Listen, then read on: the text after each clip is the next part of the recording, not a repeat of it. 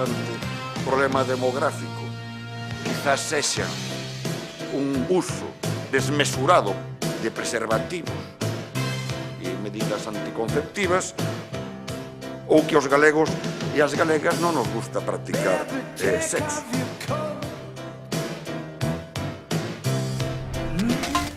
Bueno, las teorías de Francisco Jorquera, portavoz del Bloque Nacionalista Galego en el Parlamento de Galicia, de las que hablaremos en el transcurso del programa de esta noche. Ahora nos vamos a detener con el invitado, el segundo invitado de esta noche, que es Francisco Miñanmón. Muy buenas noches. Buenas noches. Número 8 de la lista del Partido Popular a las elecciones europeas desde el año 2004, julio del 2004, forma parte de esa Cámara Legislativa Europea. Dígame tres cosas, dígale a los espectadores tres cosas que hayan beneficiado a Galicia en estos años y de las que usted sea directamente responsable. Directamente responsable, bueno, yo creo que desde luego en estos últimos años pues he podido contribuir, por ejemplo, al 1.800.000 euros directamente, por así decirlo, para el plan internacional o los actos internacionales del programa Xacobeo. En el año 2009, cuando fui elegido por segunda vez, al mes siguiente de ser elegido, pues venían los presupuestos, había que elaborar los presupuestos para el 2010 y como el año santo venía entonces en el 2010, en la Comisión de Cultura, a la que yo pertenecía como suplente, presenté una enmienda con mis amigos y compañeros antifisas que estaban en Cultura, pidiendo fondos para el programa internacional de los actos de Xacobeo, y yo creo que he contribuido. Ahora, a mí tampoco me gusta hablar de, por así decir, y prosperaron, quiero decir, pero a mí tampoco me gusta hablar de directamente responsable, porque mire usted, el Parlamento somos 751 o 766 ahora. Sí. Y luego el Parlamento, los guerrilleros, es decir, los que actúan solos, suelen tener poco éxito, porque en un océano de 751 o 766 no es nada fácil conseguir triunfos. Claro, pero nosotros nos venden, entre comillas, entiéndaseme bien, que usted es el candidato gallego, digamos, dentro de las listas del Partido Popular. Eso significa que alguna aportación específica a este territorio se espera, ¿no? De su claro que presencia sí, en las pero listas. bueno, primero no soy el único, afortunadamente. Tengo ahí a Carmen Pardo también, que me está ayudando. Bueno, con bastantes dificultades para que se elegida, ¿no? Seamos optimistas, no tiremos la toalla tan pronto. Y luego, además, mire usted, voy a poner un ejemplo. Cuando la señora Herranz, una compañera mía de lista, que es de La Rioja, por cierto, y está en la Comisión de Agricultura, presenta una serie de enmiendas que yo a menudo también firmo para defender los vinos de calidad, usted comprenderá que no está defendiendo solo los de La Rioja, aparte de los de la Ribera del Duero y de otros vinos, está defendiendo las 5 denominaciones de origen gallegas.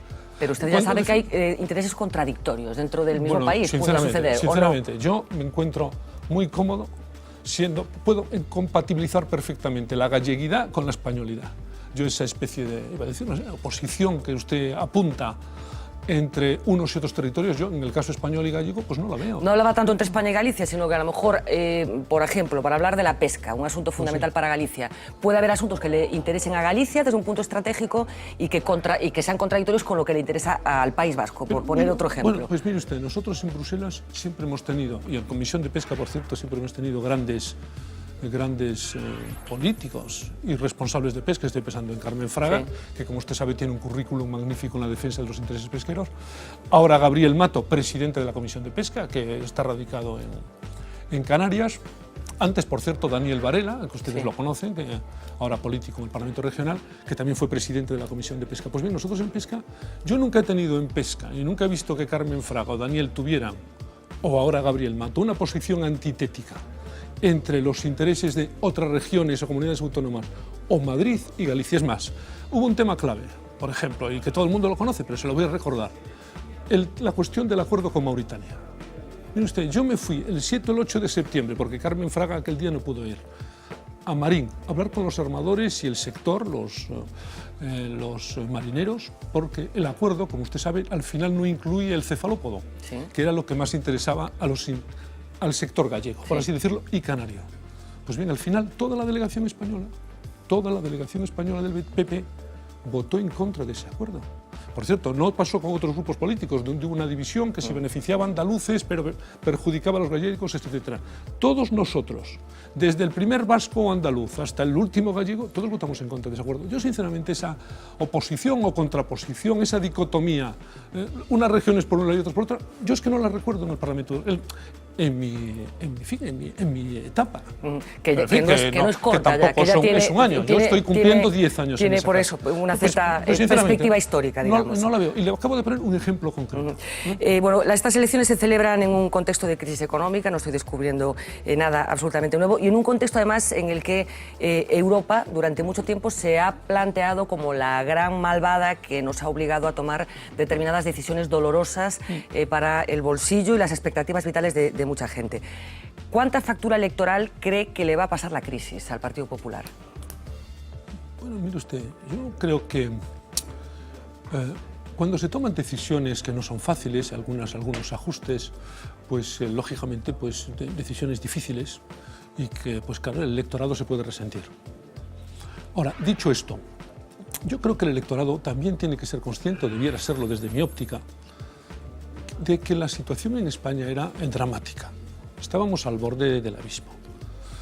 Con la herencia recibida, pues era una herencia donde se nos decían que eran, por cierto, 6 puntos de déficit y eran 9. Y entonces hubo que tomar unas medidas drásticas y hubo que hacer recortes en el gasto público. Usted sabe, entre otras cosas, porque nadie nos financiaba. Ahora, lo cierto es que después de estos esfuerzos, sin tocar básicamente el estado del bienestar, sí. Hay quien no comparte esa tesis. Usted, tantos y otros dirán Hoy mismo, por poner un ejemplo, la Organización de la Salud, la ONU, ha publicado una alerta en relación con España que tiene que ver con los recortes en las prestaciones sanitarias. Bueno, yo le digo a usted, es más, aquí, incluso en Galicia, encima, están aumentando hasta las plazas. Hay un hospital construyéndose en Vigo, hay un proyecto en Pontevedra y hay uno importante en Lugo. Por hablar solo de esta tierra. Y por cierto, por tanto, yo, creo sinceramente que los pilares del estado de bienestar, los servicios públicos, lo que es educación, sanidad y pensiones, las pensiones las congeló el señor Zapatero, no el señor Rajoy. Por consiguiente, es lo que le quería decir. Yo entiendo que, pese a que ha habido incumplimientos y ajustes que a la gente no los da por bienvenidos, como es natural.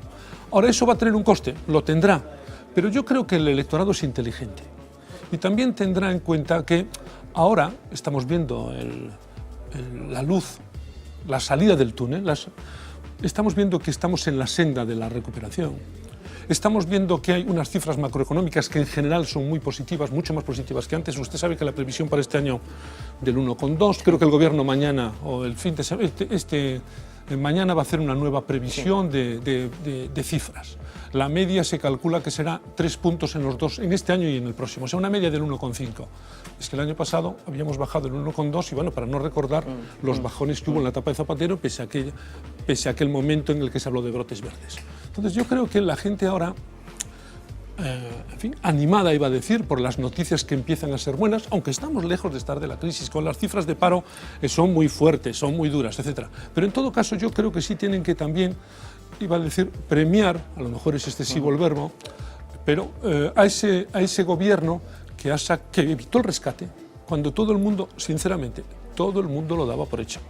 Por lo menos en mi propio ámbito en Bruselas. Yo le diré que usted hasta en el ascensor, mis compañeros me preguntaban cuándo España será rescatada o cuando España se salía del euro. Hablo del 2012. ¿Le preguntaban específicamente cuándo España saldrá del euro? Sí, mire usted, porque aquí hubo un momento con la prima de riesgo disparándose en verano hasta el 640 y pico, etcétera, y algunas noticias que venían del sistema financiero español, pues en aquella época, aquella primavera, pues claro, sonaron muchas alarmas.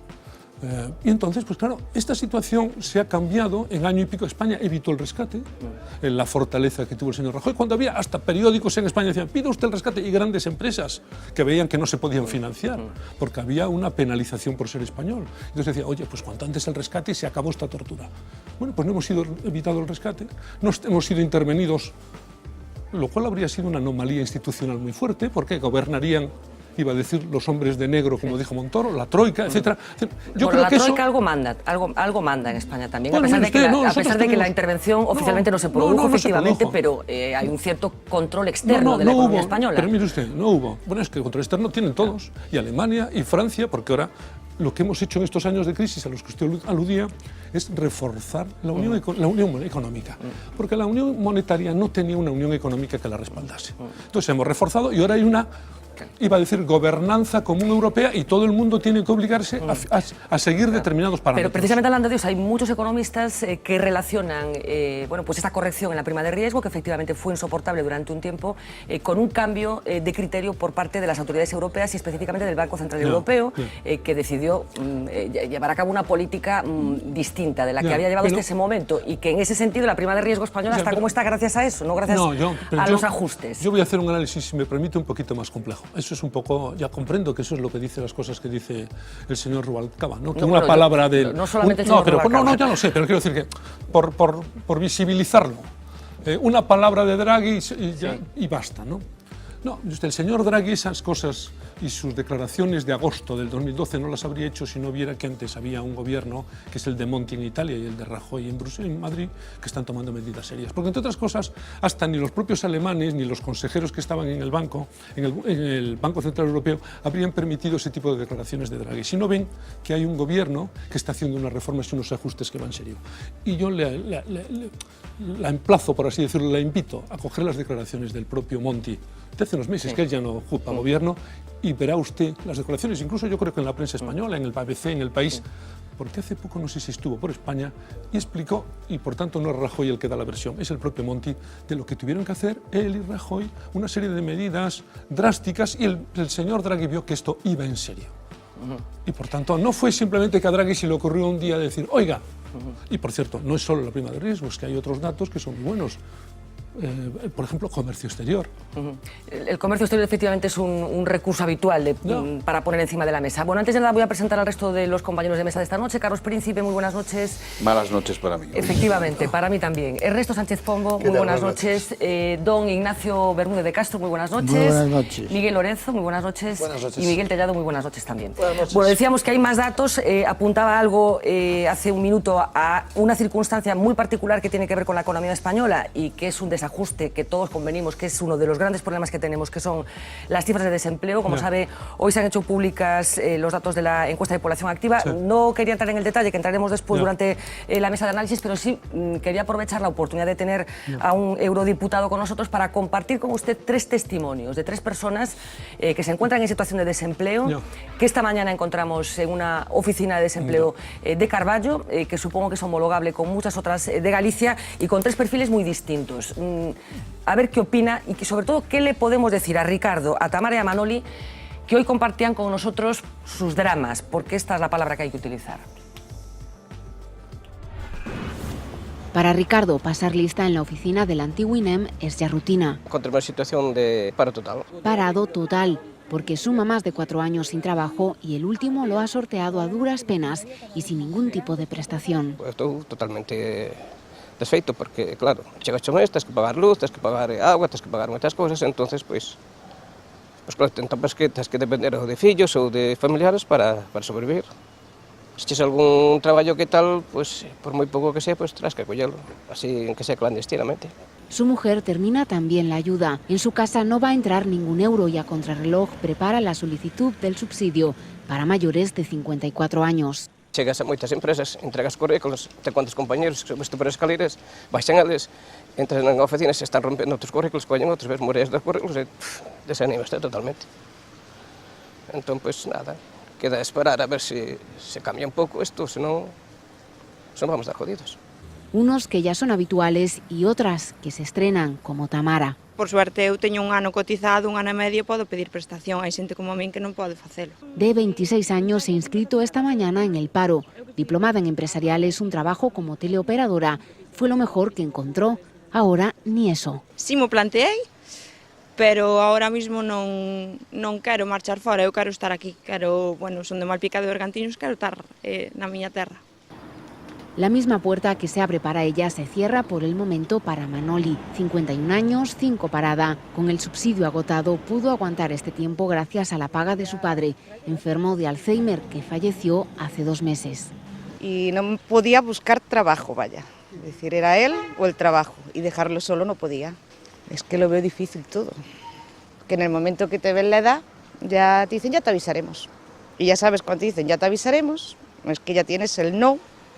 seguro. Sínteste frustrado porque estuveches estudiando X anos para sacar un futuro mellor, non nos deixan avanzar. Los suyos son casos distintos, pero los unen dos cosas.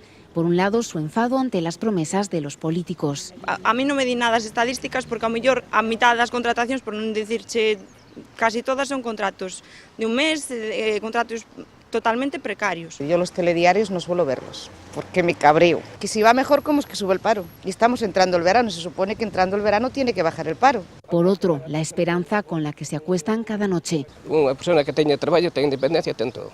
Sin traballo non tes nada, nin salud, nin saúde. La de firmar un contrato. Señor Millamón, ¿se puede hablar de recuperación con la alegría con la que a veces se habla cuando hay testimonios como los de estas tres personas? Estos testimonios son muy dolorosos. Ya le he dicho antes que las cifras de paro son inaceptables. También le quiero recordar que en el gobierno Zapatero se destruyeron 3.400.000 empleos.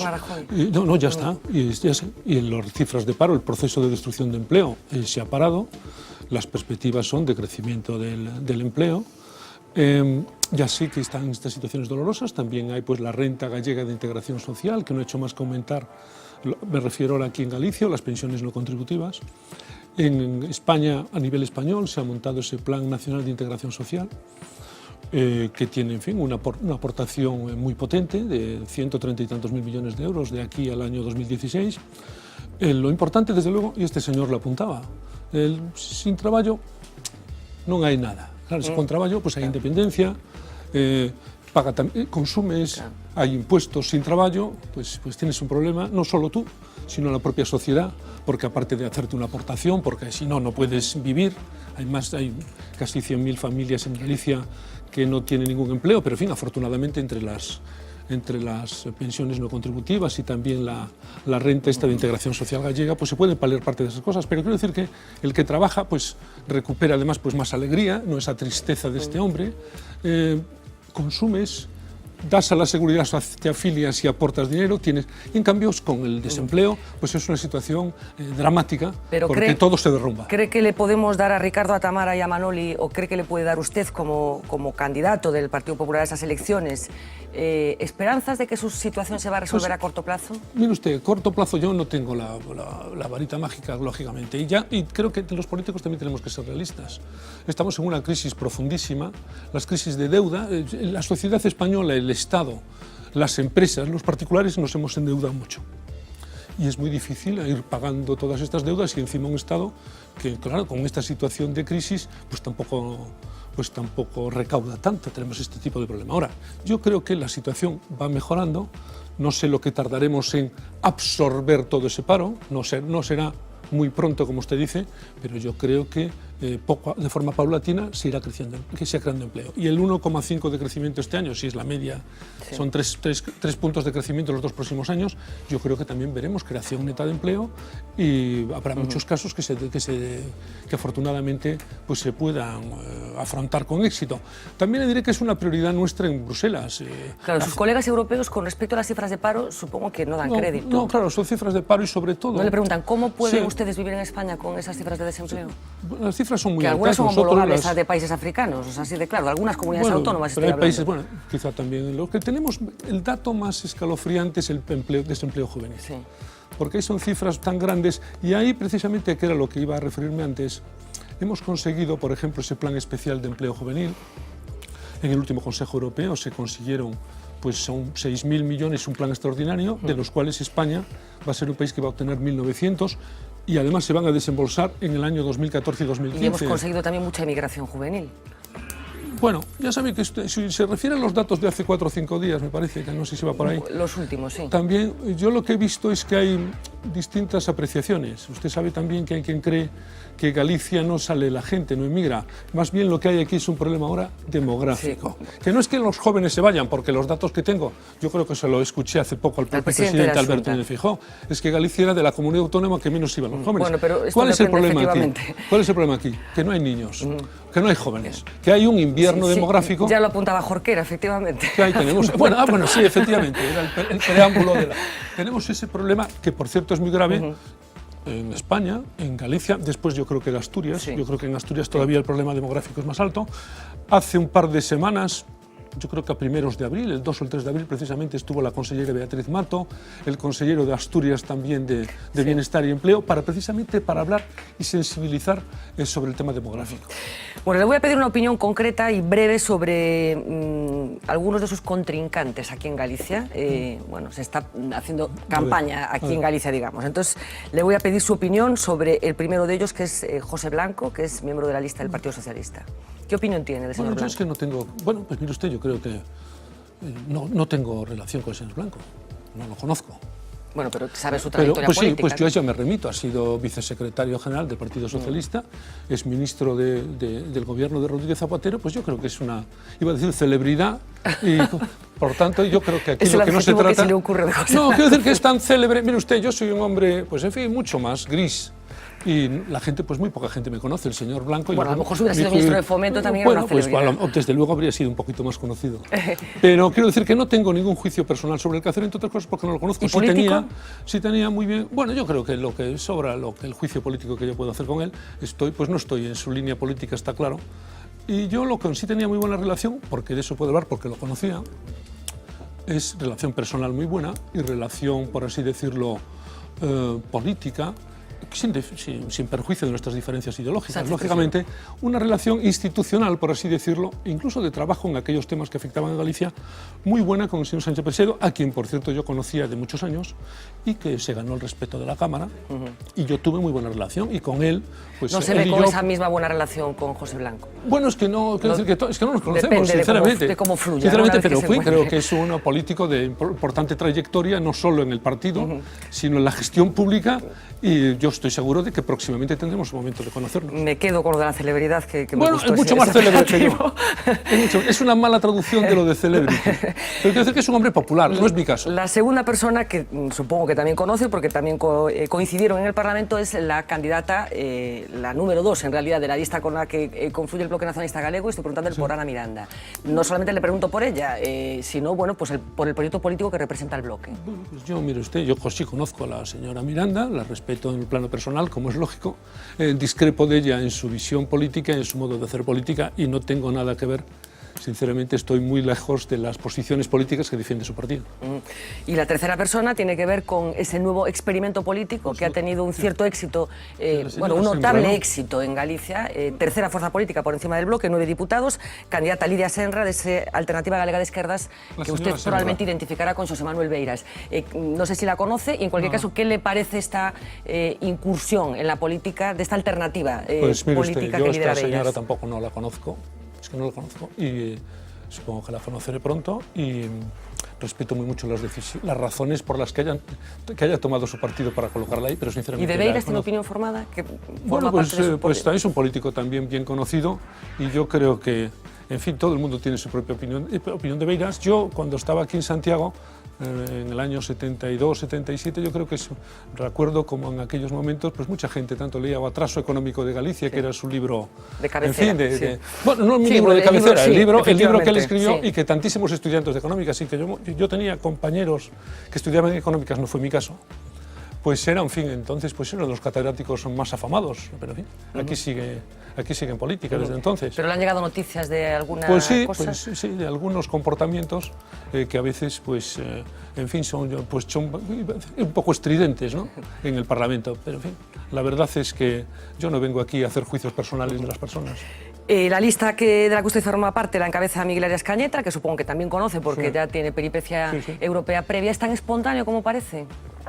Mire usted, yo creo que es un hombre también bastante espontáneo, y es una magnífica elección, porque Cañete, o Miguel Arias Cañete, no solo es un exministro de Agricultura, Pesca, etcétera, por ciertos sectores muy importantes para esta tierra nuestra, sino que lo fue por 2 veces. En segundo lugar, fue presidente, y la gente a veces no repara en ese punto, de la Comisión Mixta Congreso-Senado para la Unión Europea, varios años, y eso de forma reciente. Por lo tanto, es un magnífico conocedor de la realidad europea y de su desarrollo en los últimos años. Y en tercer lugar, antes fue, no sé si 13 o 14 años, eurodiputado.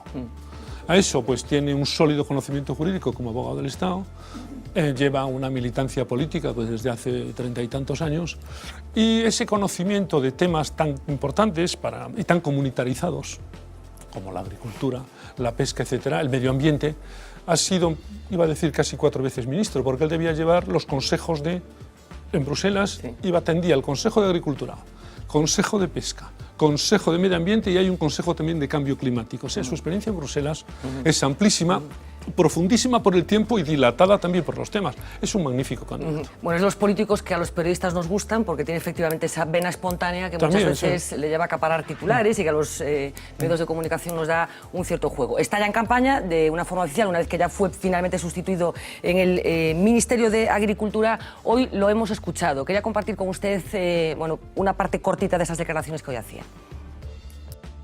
Pero si alguien vota alguna de estas pequeñas formaciones que pululan en estas elecciones, es un voto absolutamente inútil y perdido. No vale para nada. Bueno, sí vale para que su diputado viaje, cobre unas dietas y vuelva. Bueno, de una forma no explícita, pero estaba claro de quién estaba hablando, bueno, esos partidos que han aparecido en el entorno, digamos. Algunos dicen que a la derecha del Partido Popular, en alguno de ellos está algún ex cargo del Partido Popular y hablaba de esos privilegios, de esas dietas que cobraría una persona de alguno de esos partidos en el caso de que resultara elegido. Así que, señor Millán Mon, vamos a compartir con los espectadores, bueno, cuál es la situación económica de los eurodiputados, que también es objeto de debate en un momento en el que España se habla mucho de si se cobra mucho, de si los cargos políticos están bien pagados o mal pagados. Vamos a ver el vídeo y enseguida me da su opinión. Porque se dice que ser eurodiputado supone un retiro dorado. ¿Lo es realmente? Económicamente lo parece. El presidente del gobierno, Mariano Rajoy, cobra 6.515 euros brutos al mes. Los europarlamentarios pueden llegar a desembolsarse hasta 15.000. Desde el 2011, cada diputado en Bruselas tiene una asignación mensual de 6.200 euros netos, pero sus ingresos solo comienzan ahí. Dieta para gastos generales. 4.300 euros mensuales para sufragar sus gastos en el estado en el que han sido elegidos. Gestión de la oficina de los diputados, teléfono, gastos postales, la compra o el mantenimiento de los equipos informáticos. Dietas para ir a Bruselas o a Luxemburgo. Tienen derecho al reembolso de sus billetes para la asistencia a las reuniones hasta un límite equivalente a la tarifa business en avión. Cuentan también con dietas fijas para otros gastos de desplazamiento.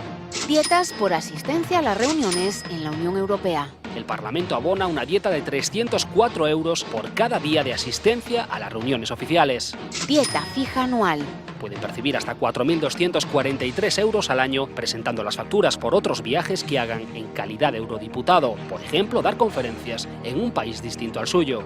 Dietas por viajes fuera de la Unión Europea. Por las reuniones fuera de la Comunidad Europea, los diputados perciben 152 euros diarios, más los gastos de alojamiento y desayuno.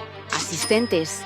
A todo esto hay que sumar que disponen de un máximo anual de 19.709 euros por diputado para seleccionar a su propio personal.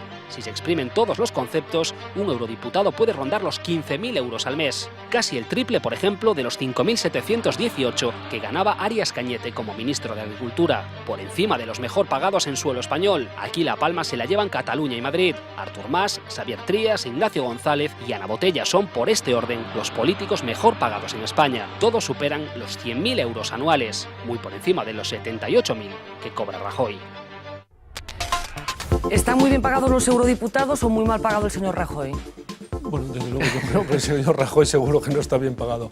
No, yo creo que en estas cifras que han dado sobre los eurodiputados, que ha sido tan rápido, pero hay algunos datos que no son exactos. Yo creo que hay cosas que... Primero hay algunos gastos que no son para el bolsillo del diputado, sino para determinados objetivos concretos, unas partidas finalistas. La cifra de los datos de los asistentes tampoco está bien, etc. Y luego tampoco son 6.200 netos, por ejemplo, el sueldo, porque luego es los 6.200 netos son en Bruselas, pero luego usted hace su declaración aquí. ¿Pero usted entonces, cuánto cobra, por ejemplo, como eurodiputado? 6.200 netos en Bruselas, pero luego mi declaración de renta aquí, y si yo tengo otras... Al margen de las dietas y ese tipo de cosas. No, aparte de las dietas sí. Pero de esos 6.200, esas dietas se entiende que es para pagar alojamientos, comer, etc. Pero de esos 6.200, digo, luego usted paga el impuesto aquí de Hacienda. Y si usted tiene un tipo marginal más alto, porque allí te deducen el 25, aquí te sale menos. Pero yo, sinceramente...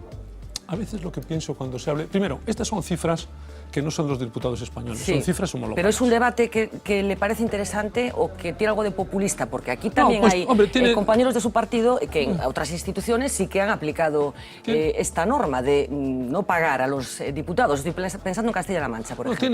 Tiene algo de... Yo creo que sí, que efectivamente toda esta crítica o el poner el foco en este tema primero, y es lo que quería explicarle. Esto no es una norma europea, no son los eurodiputados españoles. Punto segundo, no todos los eurodiputados, no de todos los países cobran por ese sistema. Por ejemplo, las retribuciones, esos 6.200 que se dice ahí neto, por ejemplo, alemanes, italianos, que recuerde, tienen un régimen nacional y se han reservado eso, que por cierto es más, iba a decir, generoso con la retribución que perciben los eurodiputados. Tercero, yo a veces pienso, ¿por qué se hablará tanto de lo que se percibe y tampoco se habla también de lo que se hace, de lo que se trabaja? Porque claro, poner el foco tanto en ese tema también me parece un poco... Pero son los compañeros de su partido también quienes ponen el foco en lo que cobran los políticos. Quiero decir que ese debate está abierto por parte de todo el mundo, ¿no? Bueno, no sé si siguen los compañeros de mi partido. Bueno, vamos a ver un poco la mesa y os pido, por favor, intervenciones de 15 segundos. Carlos. Señor Millán Mon, el próximo presidente de la Comisión será el representante del grupo parlamentario que obtenga un eurodiputado más.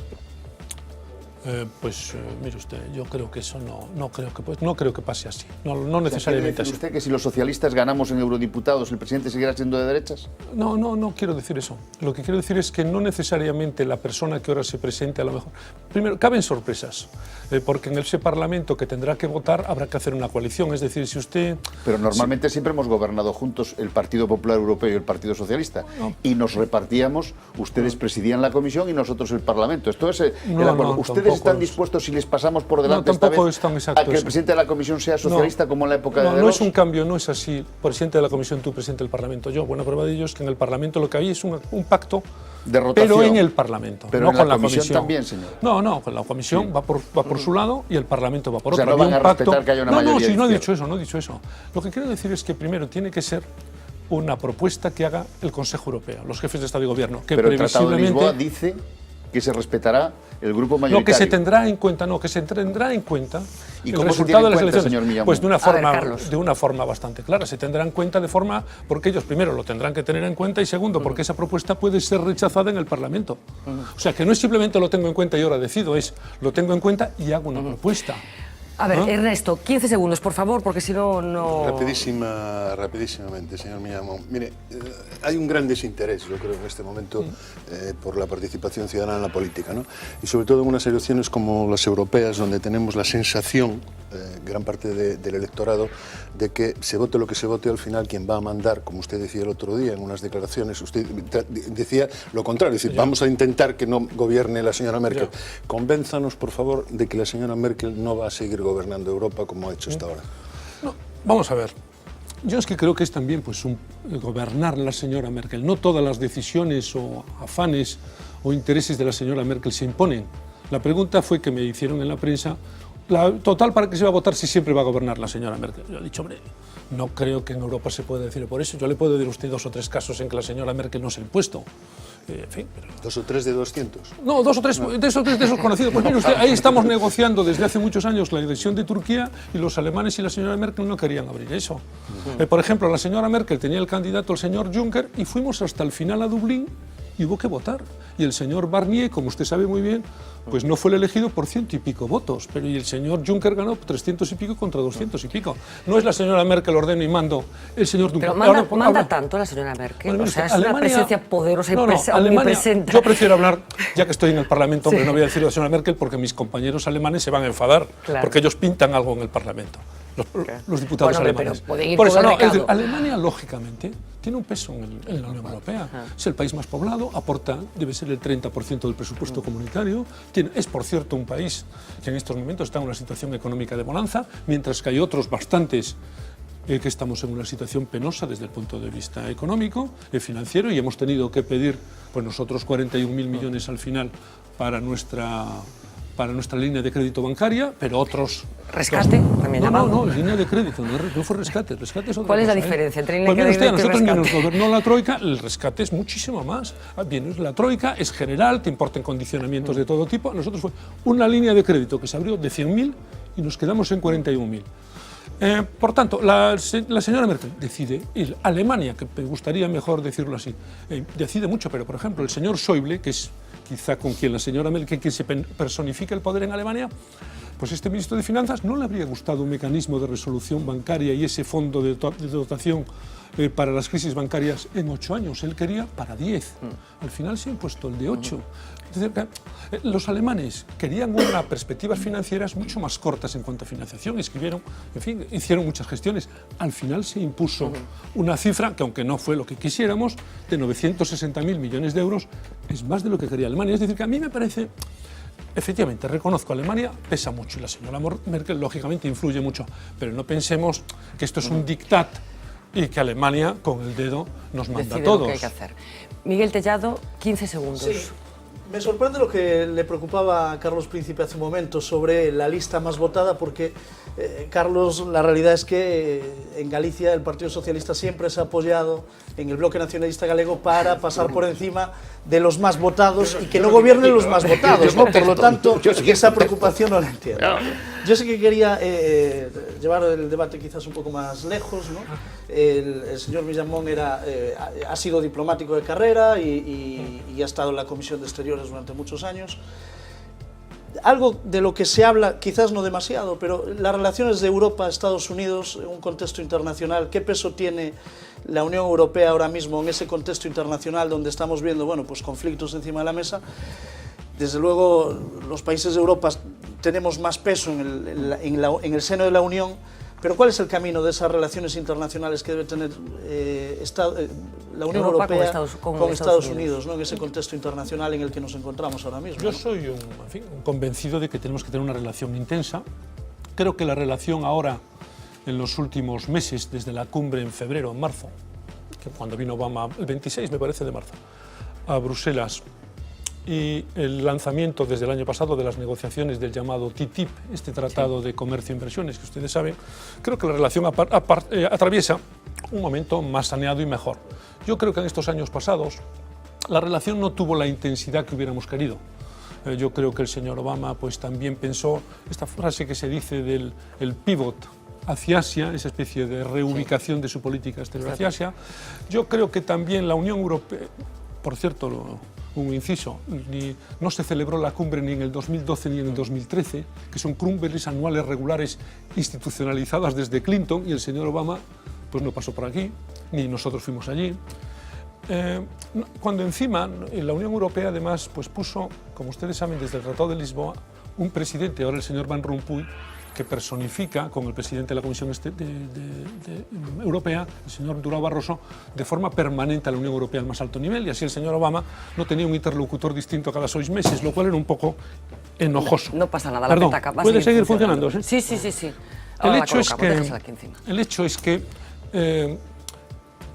yo creo que Estados Unidos y el señor Obama nos perciben más a nosotros, la Unión Europea, como un actor económico, por el mercado único, etc. Y no tanto como un actor político. Entonces ellos saben, bueno, es la escuela clásica en la relación en los últimos años, y yo creo que Obama eso no lo rompió. Siguen pensando en que al final la política exterior es Roma, bueno, perdón, o Lisboa, sobre todo, iba a decir más que Lisboa, Berlín, y tratándose Londres, de temas guerra y paz, Londres y París, que son 2 miembros permanentes del Consejo de Seguridad, y no tanto Madrid, Lisboa ni Bruselas. Pero yo creo que ahora también, en fin, Roma sí tiene influencia con ellos. Bueno, porque el lobby, sí, yo creo que Italia tiene una relación históricamente y luego las bases americanas, pero es una relación, usted lo ha dicho, Roma, y no tanto Bruselas. Yo creo que ahora de nuevo, y luego piensan, y una frasecita más, ellos ven que Europa, que se acabó la guerra o se acabó la Guerra Fría, con el paréntesis que luego haré sobre Ucrania, vean Europa ya no es parte del problema, por tanto yo ya me puedo dirigir hacia Asia, etc. Pero no la veían tampoco como parte de la solución. Porque Europa no es ese la vieja actor. Europa que estaba... No es ese actor político, es importante económicamente, pero a efectos políticos pues cuenta poco, salvo Londres o París, que son miembros permanentes del Consejo de Seguridad, con ejércitos, potencias nucleares, etc. Pero bueno, yo creo que ahora Obama ha venido, por fin esa cosa de ese hueco de 2 años, un poquito penoso. Hay el relanzamiento de las relaciones económicas con estas negociaciones muy importantes para todos, también para Galicia, porque va a ser. Y luego, ahora el tema de Ucrania, que claro, pone de relieve que Europa no ha dejado sus problemas. Que en Europa siguen pasando cosas en determinados sitios. En fin, os escucho enseguida, pero antes me interesaba la opinión del señor Millán Mon con respecto a un personaje destacado de su partido. ¿Qué le parecería a usted compartir un mitin con el señor Aznar? Mire usted, yo soy muy disciplinado. Es una cuestión de disciplina. No, mire usted. Y diplomático, es disciplinado y diplomático. El señor Aznar es presidente de honor de mi partido. Claro, pero ha habido algún problemita con la convocatoria del señor Aznar. Enseguida me contesta, porque hoy ha habido declaraciones. Sabemos que Aznar ayer se quejó de que no había sido invitado a participar en ningún mitin con el señor Cañete, que dijo que apreciaba personalmente. Hoy el Partido Popular se ha apresurado a corregir ese ruido en la comunicación y, como decía hoy una compañera del equipo, señor Aznar dijo, bueno, pues ahora no respiro y ya no voy para nada a ningún mitin. Vamos a ver lo que ha pasado hoy. Aznar en un mitin, sí o no.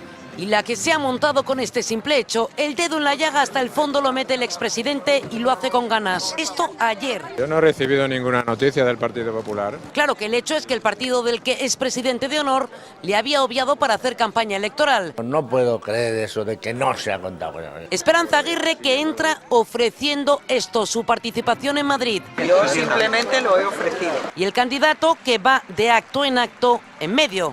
Un follón. A partir de aquí, el PP, Carlos Floriano, director de campaña, se pone en contacto con la Fundación FAES. El presidente Aznar ha sido y será siempre un gran activo para el partido. Y la contestación diáfana.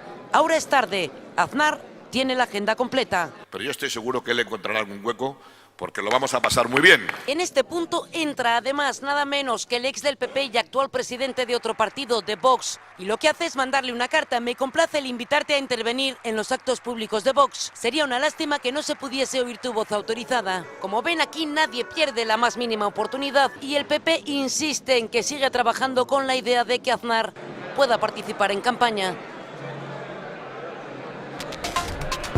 ¿Es incómodo para el señor Rajoy, al que usted conoce muy bien, el señor Aznar? Bueno, yo no creo que sea un problema de incomodidad. Yo creo que cada uno está en su papel. El señor Rajoy es ahora el presidente del partido.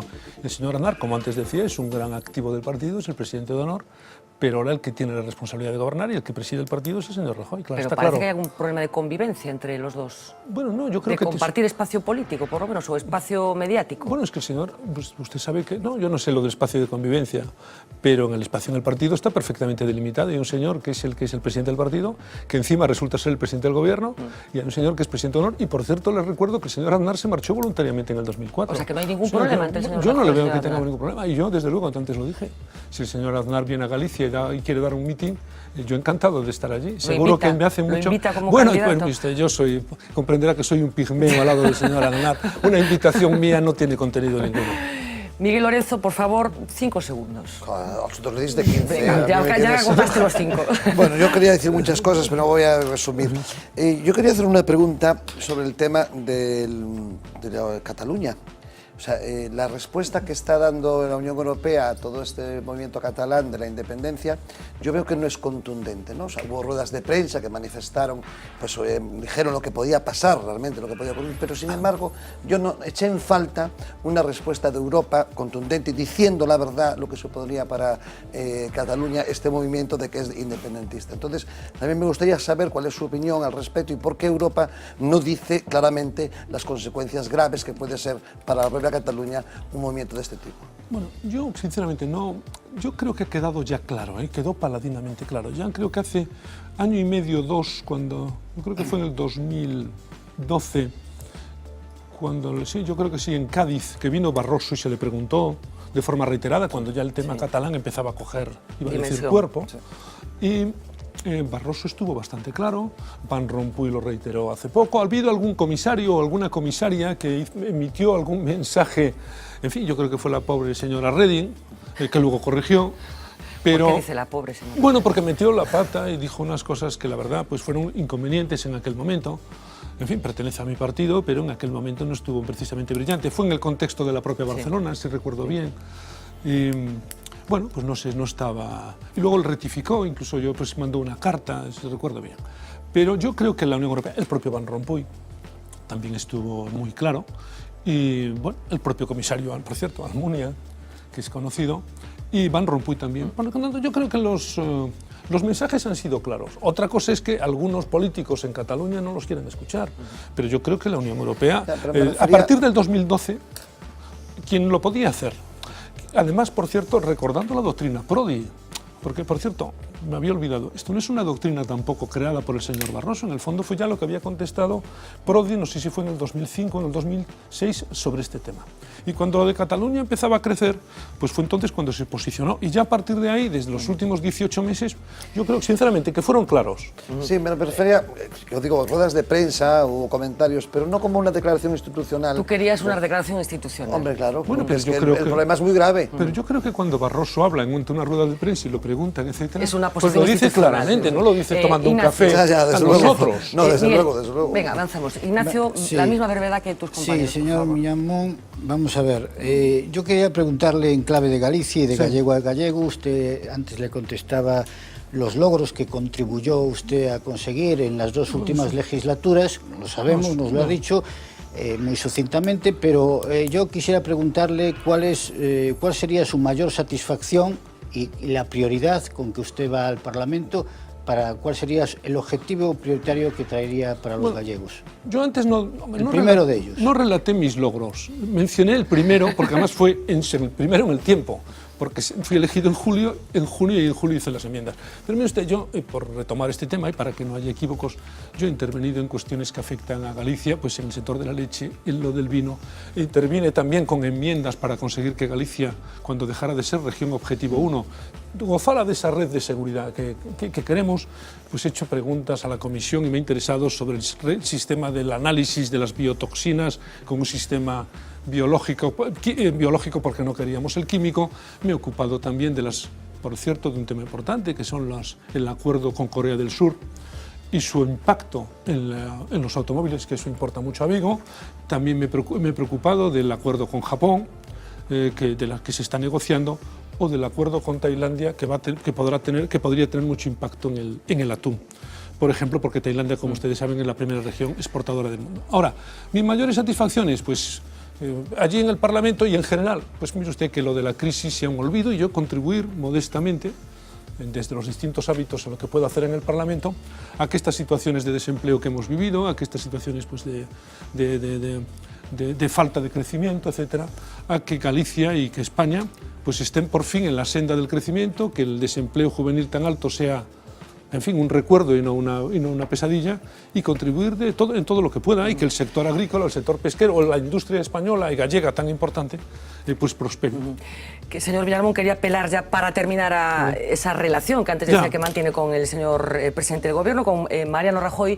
Hoy lee una columna de un compañero mío de La Voz, de Gonzalo Bareño, bueno, que hace una pieza muy interesante, como todas las que hace él. Trabaja normalmente en el entorno del Congreso de los Diputados, y Gonzalo sostenía la teoría de que a Mariano Rajoy, bueno, hablando un poco de la forma en la que Rajoy sustituyó al ministro de Agricultura, el señor Cañete, por su sucesora, bueno, esa forma a través, bueno, tan poco política, digamos, y con tanto poco estruendo.